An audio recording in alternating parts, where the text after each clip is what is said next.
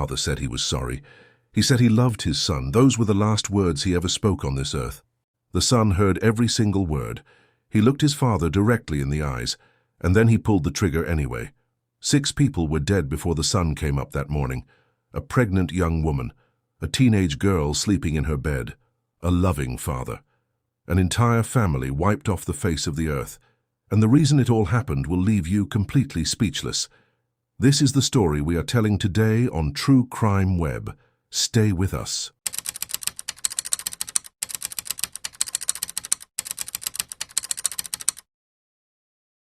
On the 24th of January 2021, the city of Indianapolis, Indiana, sat completely dark at exactly 4 in the morning. The streets were totally empty. The neighborhood was resting peacefully. Most families were fast asleep inside their warm homes, completely unaware that something absolutely horrific was building just a few blocks away inside a house on Adams Street. The silence inside the home at 3500 Adams Street was about to shatter completely and permanently. A simple family disagreement was spiraling rapidly toward a catastrophic and irreversible point of no return. A 17-year-old boy named Raymond Childs III stood somewhere inside that family home, and he was furious. His fists were clenched. His jaw was tight. His mind had locked onto something incredibly dark, and he was not going to let it go. He was not a stranger who had broken through a window in the dead of night. He was not a random intruder with a grudge against people he did not know. He was a son. He was a brother. He had grown up inside those walls. He had eaten at that kitchen table. He had slept in those bedrooms. He had shared a life with every single person inside that house. But on that freezing Sunday morning in the middle of winter, he made a choice that would destroy every single one of them forever. To understand how a family ended up in ruins before the sun rose, you have to understand what started it all. And when you find out, it will stop you cold. Because the trigger for this massacre was not some deep and festering criminal conspiracy. It was not a fight over money or territory or anything remotely serious. It was a curfew, that is all. A completely normal, everyday teenage argument about a curfew. Raymond III had stayed out far too late the night before. He came home well past the time his father had firmly set for him.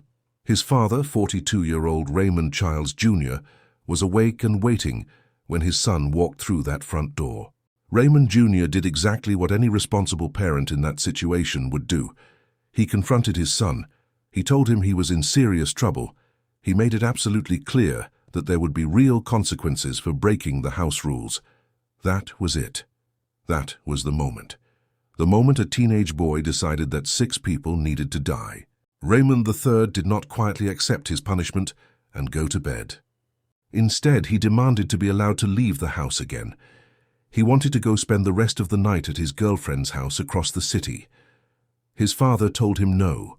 He told his son clearly and firmly that he was not going anywhere that night. He told him to go to his room and that they would deal with things properly later that day. That is a conversation that takes place in millions of homes across the country every single week. Parents set boundaries. Teenagers push back. Someone gets grounded. Life goes on. But Raymond Childs III was not going to let life go on. He was not going to slam a door and sulk until morning. He did not sit down on his bed and stew in frustration like any normal teenager would. Instead, he walked away from that argument with an utterly chilling sense of calm and purpose. He walked through his own home and he found his weapons.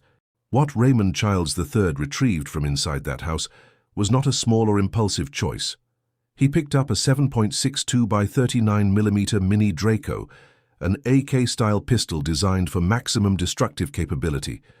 He also grabbed a standard 9mm semi-automatic handgun.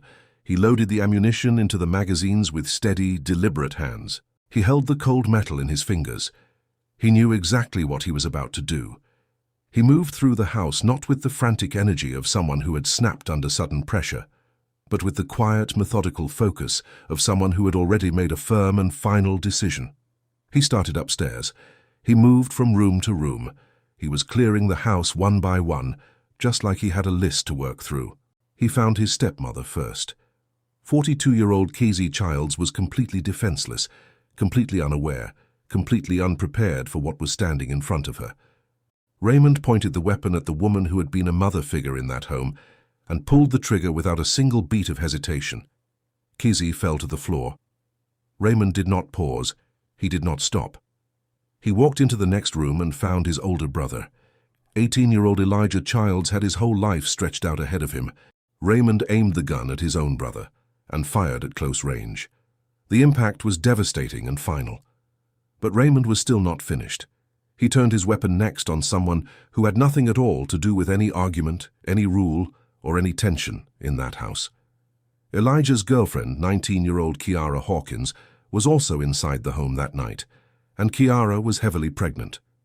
She was literally days away from delivering her baby boy. She had already chosen a name for him. She was going to call him Chaos. Raymond Childs III looked at that young, pregnant mother, and he showed absolutely zero mercy. He pulled the trigger again. Kiara and her unborn child were gone in seconds, 2 lives erased at once, a mother and a son who never even got the chance to take his first breath. Raymond continued down the hallway. He was not done. He found his youngest sister in her bedroom. Rita Childs was only 13 years old. She was a little girl. She was sleeping peacefully in her own bed in her own home when her older brother walked in and pointed a weapon at her. He fired without a single second of hesitation or regret. And then came the moment that stands alone as perhaps the most heartbreaking detail in this entire story. The heavy gunfire had woken Raymond Childs Jr. The father heard the violence happening inside his own home. He heard the screams of his children echoing through the walls. He understood with a parent's instinct what was happening. He came face to face with his heavily armed 17-year-old son somewhere inside that house. He looked at the boy he had raised. He saw the weapons in his hands. He knew with complete certainty what was about to happen. And he did not beg for his own life in the way you might expect. He did not try to overpower the boy. He did not run. He looked at his son, and he spoke his final words on this earth. He said, "I'm sorry, Raymond. I love you." Raymond Childs III heard those words. He heard his father apologize. He heard his father tell him he was loved. He pointed the weapon at his father and pulled the trigger. 6 people lay dead or dying on the floor of the home at 3500 Adams Street. A minor curfew argument had ended in a complete family execution. But in the chaos of that horrific rampage, Raymond had missed someone. One person in that house was still alive, and that one person was about to become the most important witness in the entire case. Before we tell you what happened next, if you are watching TrueCrimeWeb for the first time today, please take a moment right now to like this video, leave a comment below telling us what city you are watching from, and hit that subscribe button so you never miss a story. Together we make sure that Raymond Jr., Casey, Elijah, Rita, Kiara, and baby Chaos are never forgotten. Downstairs, 15-year-old Xavier Childs woke up to the sound of absolute terror. He heard the heavy, unmistakable crack of high-powered weapons firing directly above his head. He heard desperate screaming coming from different parts of the house. He heard footsteps moving fast and purposefully from room to room. His body flooded with adrenaline instantly. He did not know it was his older brother pulling the trigger. He just knew that something catastrophically wrong was happening in his home, and that he needed to disappear immediately if he wanted to survive. His instincts guided him. He stayed low to the ground. He crept silently out of his bedroom and moved carefully toward the laundry room. He squeezed himself into that dark, tight space, and he stayed completely still. He listened to every gunshot. He heard the Mini Draco firing over and over. He heard the 9mm. He listened to the sound of his stepmother falling. He listened as his brother and Kiara were executed. He heard the final moments of his 13-year-old sister, Rita. He heard his father say he was sorry, and then he heard the last gunshot that ended his father's life.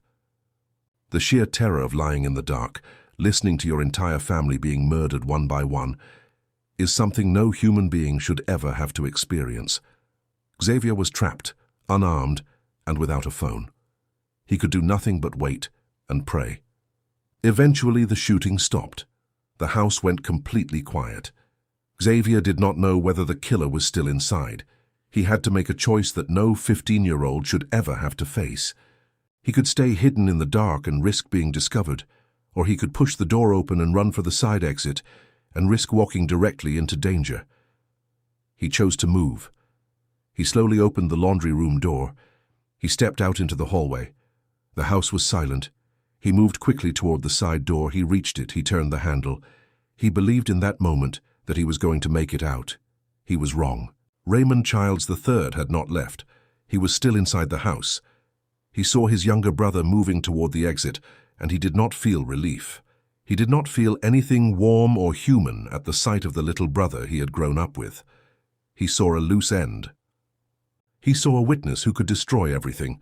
He raised his weapon and he went after Xavier. Xavier saw him coming.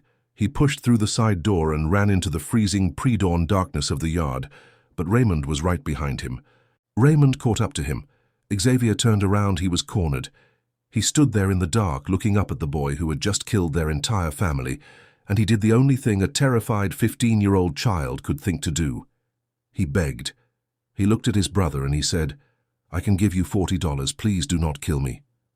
A child, offering everything he had in the world, $40, to buy back his own life from his own brother. Raymond raised the weapon. He fired. The first bullet tore through Xavier's leg. The boy screamed and collapsed onto the frozen ground. Raymond stood over him and fired again. The second bullet ripped through Xavier's arm. Blood poured into the winter dirt. Raymond aimed the weapon one final time directly at his younger brother's head. He pulled the trigger, and by an absolute miracle, the bullet missed Xavier's skull by mere inches. In the fraction of a second that followed, something took over inside Xavier's broken and bleeding body. Pure survival. He forced himself up off that freezing ground despite the gunshot wounds in his leg and his arm. He ran. He pushed through the dark neighborhood streets as fast as his injured legs would carry him, moving toward the neighboring houses, searching desperately for help. Paramedics rushed him to a trauma center. Xavier Childs survived the unsurvivable. He was no longer just a teenager. He was now the only living witness to one of the most devastating family massacres in Indianapolis history. Raymond Childs III walked back inside the house at 3500 Adams Street. He stepped past the shell casings scattered across the floor. He stepped past the bodies of his family members. He felt no remorse. He felt no horror at what he had done. He went straight to his own bedroom, grabbed empty bags, packed his clothes and shoes, collected his personal belongings, hid the murder weapons, and walked out the front door before dawn. He went directly to his girlfriend's house across the city. He knocked on her door. She opened it. She asked him why he was there at that hour with bags packed. Raymond looked at her calmly and told her a smooth and completely fabricated story. He said his father had gotten angry about the curfew argument and had kicked him out of the house for the night. He played the role of an unfairly treated teenager perfectly. His girlfriend believed every word. She let him in. Raymond unpacked his bags, settled in, and went to sleep while his family lay dead across Indianapolis. The police response began within hours. Xavier had found a neighbor who called emergency services immediately. Officers from the Indianapolis Metropolitan Police Department arrived at Adams Street and breached the front door. They secured the house and began uncovering the full scale of what had happened inside. Paramedics confirmed the deaths of Raymond Jr., Cuzzy, Elijah, Rita, and Kiara. Baby Chaos, who never got the chance to enter the world, also perished. Homicide detectives took over. Crime scene investigators began the painstaking work of documenting the scene. The city of Indianapolis woke up to the news of a mass killing inside a family home, and the mayor released a formal statement condemning what had happened as an act of pure evil. Inside his girlfriend's house, Raymond's normal morning ended the moment she turned on the local news and saw the breaking coverage. She recognized the address on the screen instantly. She saw the video from the 3500 block of Adams Street. She woke Raymond up and told him there had been a mass shooting at his house and that his family might be dead. Raymond agreed to go back and check. He knew exactly what he was going to find there. He had put every single bullet in those bodies himself just hours earlier. But he needed a cover story. He needed to look like a grieving and innocent survivor. He arrived near Adams Street later that morning. Police tape surrounded the property. Neighbors gathered on the pavements. News cameras rolled. Raymond walked up to the police line and began his performance. He dropped to his knees. He wailed loudly. He screamed questions at the officers. He acted completely devastated, completely blindsided, the picture of a heartbroken son. He wiped tears from his face. He wanted the detectives to look at him with pity and sympathy. He believed his act was convincing enough to redirect suspicion away from himself entirely. But there was one enormous fact he did not know. Xavier had survived. And at that exact moment, Xavier was lying in a hospital bed, telling detectives his older brother's name. Raymond's extended family members were already moving on their own. They were devastated, and they were angry. They tracked Raymond down. They asked him hard, direct questions about the timeline of the previous night. Raymond repeated his fabricated story. The family did not believe a single word. They knew Raymond Jr. was a strict father, but they knew without any doubt that he would never throw his teenage son out into the bitter cold of a January night over a curfew. They conducted their own search. They found Raymond's hidden bags, they went through his belongings, and they found the murder weapons. The 7.62 by 39mm Mini Draco, the 9mm handgun. The family did not hesitate for even a moment. They did not try to protect him. They picked up those weapons and they called the police. They handed the physical evidence of the massacre directly to law enforcement officers with their own hands. Because of their courage and their integrity, the trap was completely closed. On the 25th of January 2021, just one day after the massacre on Adams Street, heavily armed police officers surrounded the property where Raymond Childs III was located. They moved inside. They arrested him without resistance. Steel handcuffs were locked around his wrists, and he was transported to the Marion County Jail. Prosecutors charged him with 6 counts of murder and 1 count of attempted murder for the shooting of Xavier. Raymond Childs III was behind bars. But the road to justice was going to be long, complicated, and deeply painful for everyone who had already lost so much. The legal process moved slowly, as it so often does. Defense lawyers filed motions. Prosecutors built their forensic case layer by layer. Ballistics experts matched the recovered weapons to the shell casings found at the crime scene. Medical examiners prepared detailed reports. The months turned into years. The grieving families attended hearing after hearing, waiting with immense patience and extraordinary strength for their day in court. Xavier grew older. He carried everything he had witnessed inside him every single day while he waited. In July of 2024, 3.5 years after that devastating night, the legal teams arrived at the Marion County Courthouse and the first trial officially began. The prosecution laid out the entire case methodically and powerfully. The jury heard about the petty curfew argument. They heard about the 6 lives stolen before dawn. The gallery was packed with family members who sat and stared and waited. The tension inside that courtroom was overwhelming. Witnesses were called to the stand one by one, and then a witness named Alonzo took the stand. He raised his right hand. He swore to tell the truth. He sat down, looked directly across the courtroom at Raymond Childs III, and the pain and fury that had been building inside him for years simply overwhelmed every other instinct he had. He began verbally confronting the man he believed had destroyed his family. He spoke directly at Raymond from the witness stand, ignoring the judge, ignoring the structure of the court, expressing his raw and absolute disgust at what had been done. The courtroom erupted. Defense lawyers jumped to their feet. They argued loudly that the jury had been irreparably tainted by the outburst and that their client could no longer receive a fair trial. The judge had no choice. After hearing arguments from both sides, he declared a mistrial. The trial was cancelled. The jury was dismissed. Raymond went back to his cell, and the grieving families had to prepare themselves to go through all of it again. In October of 2024, the Marion County Courthouse opened its doors for a second time. A brand new jury took their seats in the box. The judge set strict and unambiguous rules from the very beginning. He made it clear to everyone in that courtroom that there would be no repeat of what had derailed the first trial. Raymond Childs III, now 21 years old, sat at the defense table in a dress shirt and tie. He stared straight ahead. He showed no emotion, not one visible flicker of anything, The prosecution rebuilt their case completely from the ground up. They walked the jury through the timeline of January 24th, 2021, hour by hour. They placed the murder weapons on the evidence table in front of the jury. They presented the crime scene photographs. They demonstrated the methodical room-by-room nature of the attack, showing that Raymond had moved through that house with cold and deliberate precision. But physical evidence, while powerful, does not speak with a human voice. The prosecution needed the jury to feel the truth of that night, not just see it in photographs and case files. They needed their most important witness. The courtroom doors opened. Xavier Childs walked in. He was no longer the terrified 15-year-old boy who had hidden in a dark laundry room and listened to his family die. He was a young man. He had survived the unsurvivable. He walked past his older brother without breaking stride and sat down in the witness chair facing the jury. The room went completely silent. Xavier began to speak. He told the jury everything. He described waking up to the sound of gunfire. He described the screaming.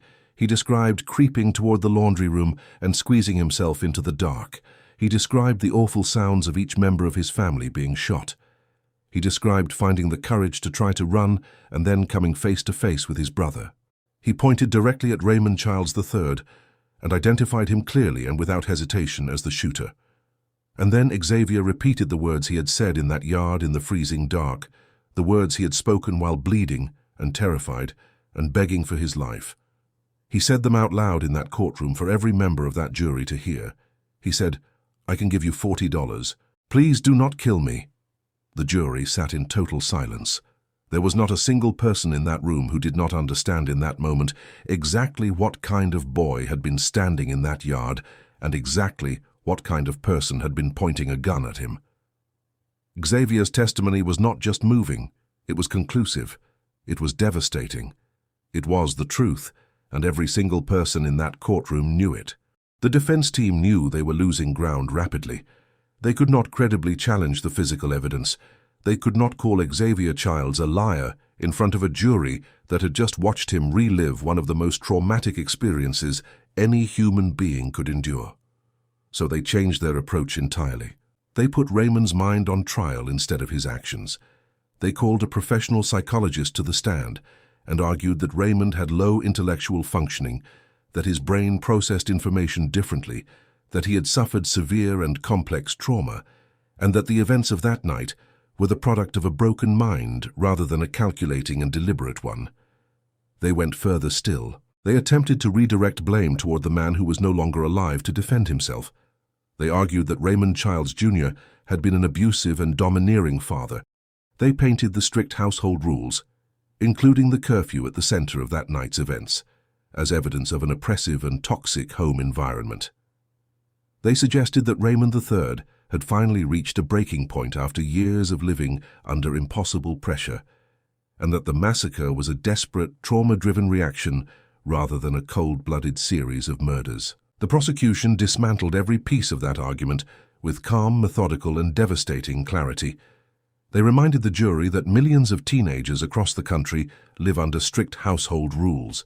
Millions of kids get disciplined for breaking curfew every single week. They do not pick up military-style firearms and shoot their entire families. They pointed to Raymond's actions after the murders as proof of clear and conscious thinking. He had packed his bags. He had hidden the weapons. He had driven to his girlfriend's house and constructed a carefully designed lie. He had shown up at the crime scene and performed an emotional display for the cameras. These were not the actions of someone who had lost control of his mind. They were the actions of someone who understood exactly what he had done and was actively working to escape accountability for it. And above all else, the prosecution brought the jury back to the people at the heart of this case. To Kizzy Childs, ambushed in her own home. To Elijah Childs, 18 years old, and full of a future he never got to live. To Rita Childs, 13 years old, sleeping in her own bed. To Kiara Hawkins, 19 years old and days away from becoming a mother. To baby Chaos, who never drew a single breath. And to Raymond Jr., whose final act on this earth was to tell his son that he was sorry and that he was loved. The jury retired to deliberate. High-profile murder cases with complex medical testimony often take days of intense and careful discussion. This jury took 3 hours, 3 hours to review everything they had seen and heard, 3 hours to reach a unanimous decision. The note went to the judge. The courtroom filled. Raymond Childs III rose to his feet. The judge read the verdicts aloud. Guilty of the murder of Raymond Childs Jr. Guilty of the murder of Casey Childs. Guilty of the murder of Elijah Childs. Guilty of the murder of Rita Childs. Guilty of the murder of Kiara Hawkins. Guilty of the murder of Baby Chaos. Guilty of the attempted murder of Xavier Childs. 7 guilty verdicts. Total and complete accountability for every single life that had been taken or targeted inside that house on Adams Street. On the 10th of March, 2025, Raymond Childs III walked into the Marion County Courthouse one final time for his sentencing. He was 21 years old now. The gallery was once again filled with the people whose lives he had shattered. They came looking for one final thing, some acknowledgement, some remorse, some evidence that somewhere inside this young man, something human remained. They did not get it. Raymond stood up in front of the judge and delivered a statement that left the room in stunned and disbelieving silence. He said, "I am not a murderer. I am not a killer. I am not a bad person. Just as I sit here 4 years ago, I am innocent. There is not a day that goes by where I do not think about them or wish that they were here." I'm not no killer. I'm not no murderer. I'm not no bad person. Just as I sit here 4 years ago, I'm innocent. It's not a day that goes by where I don't think about them or wish that they was here. Even on my bad days, I tell myself that they're still here. He claimed innocence. He claimed grief. He offered nothing to the people sitting in that gallery who had buried their loved ones and waited 4 years to hear him take responsibility. The judge listened. And then the judge handed down the maximum sentence permitted under the law. 360 years in a state penitentiary, 6 consecutive life sentences. Raymond Childs III will die inside a prison cell. Outside the courthouse, his girlfriend spoke to the media. She told reporters that she believes everything Raymond says. She said she does not believe justice was fully served. She said she hopes the police find the people who actually did it. Everything that he said, I believe. So, I don't too much believe justice was served, but I do hope that they do find the real people that did. Those words added one final layer of pain to an already unbearable story, one final refusal to acknowledge 6 lives that deserved so much better. There is a lot that this case teaches us, and none of it is comfortable to sit with. It teaches us that violence on this scale does not always come from outside the walls of a home. Sometimes the greatest danger to a family is already inside the house. It teaches us that the rules parents set, the boundaries they hold, the curfews they enforce, those things are not acts of cruelty. They are acts of love. And it teaches us that courage can exist even in the most devastating of circumstances, because Xavier Childs is proof of that. He survived 2 gunshot wounds. He survived listening to his entire family die. He walked into a courtroom 4 years later and told the truth when it would have been so much easier to stay silent. He is a hero in the truest and most painful sense of that word. We close this story the way we must, by speaking the names of those who were lost. Raymond Childs Jr., 42 years old, a father who loved his children enough to set boundaries for them, and whose final words were an apology and a declaration of love. Casey Childs, 42 years old, a mother whose life was taken in her own home. Elijah Childs, 18 years old, a young man whose future was violently stolen. Rita Childs, 13 years old, a little girl who deserved to grow up. Kiara Hawkins, 19 years old, a young mother-to-be whose joy was extinguished before it could fully bloom. And Baby Chaos, who never had the chance to take his first breath, to cry his first cry, or to know the love his mother already had for him. We will not let their memories be erased. We will say their names, we will tell their story, and we will make sure they are never forgotten. If this story moved you, please like this video right now and leave a comment below. Let us know what city you are watching from today, and if you are not already subscribed to TrueCrimeWeb, hit that subscribe button and turn on your notifications so you never miss a story. We cover the cases that matter. We give voice to the victims who deserve to be remembered, and we will be back with another story very soon. Thank you for watching TrueCrimeWeb.